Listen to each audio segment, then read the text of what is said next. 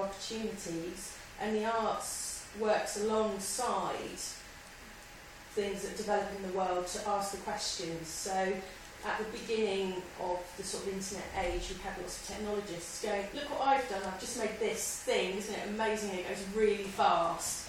And then that was like internet 1.0, and then internet 2.0 was, oh my god, we're talking on it, we're talking to each other, that's amazing. And that's where the Facebook thing came from. That came from someone who was clever, wasn't socially capable, but had an amazing brain.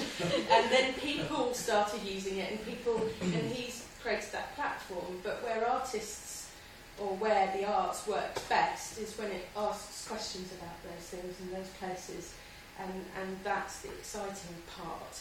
And that's where I think we're going, and that for me is saying the digital isn't the solution. From the first week of my Shakespeare, and working with Amy, who's coming today as well from RSC, we reached a phenomenal amount of people for the RSC.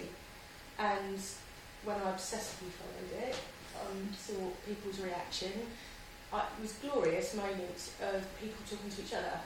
And I had nothing to do with it. And the RSC weren't owning it either. These were Joe Public who just cared enough to write something and talk to each other about it.